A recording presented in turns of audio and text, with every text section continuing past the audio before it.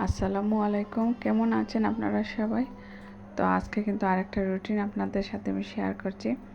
এখানে দেখেন আমি একেবারে ফজর থেকে শুরু করেছি, নামাজ পড়ে নিয়েছি, পড়ে এখানে চলে এসেছি আমি চা করতে।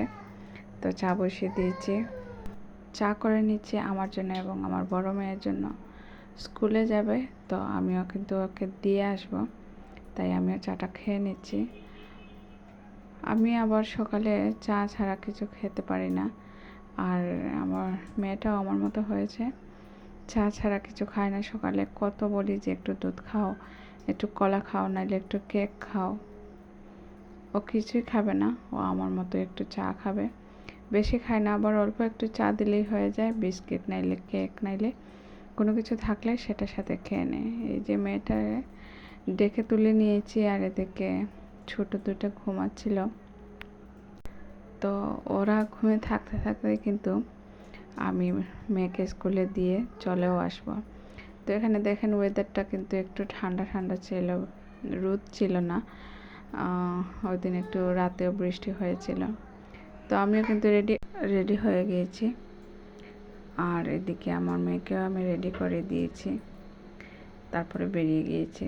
দেখেন ওয়েদারটা ঠান্ডা ঠান্ডা আর একটু কুয়াশা কুয়াশা। ঠান্ডার সিজন চলে আসতেছে খুব তাড়াতাড়ি, খুব নিকটে। তো এখানে দেখেন চলে কিন্তু এসেছি স্কুলের সামনেই, হাঁটছিলাম, মেয়ে দেখতেছিল আমি ভিডিও করছি। আমার বড় মেয়েটা আবার একটু লজ্জা পায় সব কিছুতেই। তো মাকে স্কুলে দিয়ে কিন্তু আমি আবার রিটার্ন করছি, বাসায় চলে এসেছি। তো আজকে নাস্তার রুটিন এখানে একটু চাল আর ডাল কিন্তু ভিজে রেখে গিয়েছিলাম, সেই চাল ডাল দিয়ে এখন খিচুড়ি বানিয়ে নেব। আর এদিকে ছোট্ট বাচ্চাদের জন্য দুধ বসিয়ে দিয়েছি, হরলিক্স বানিয়ে ওদের দিয়ে দিব। তো স্কুল থেকে এসেই দেখি ওরা উঠে গিয়েছে,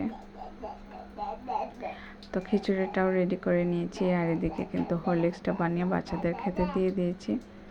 আর খিচুড়ি বসিয়ে আমি কাপড়টা ভিজে রেখেছিলাম, কাপড়টা ধুয়ে দিয়ে দিলাম।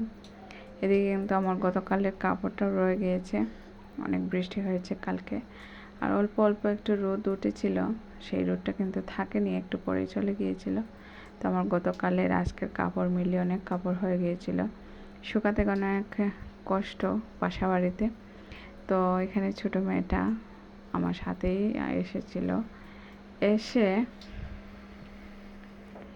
এখানে দেখেন একটা পোকা দেখে ভয় পাচ্ছিল বারবার।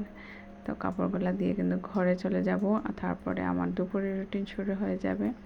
ধন্যবাদ সবাইকে, ভালো থাকবেন সবাই, সুস্থ থাকবেন।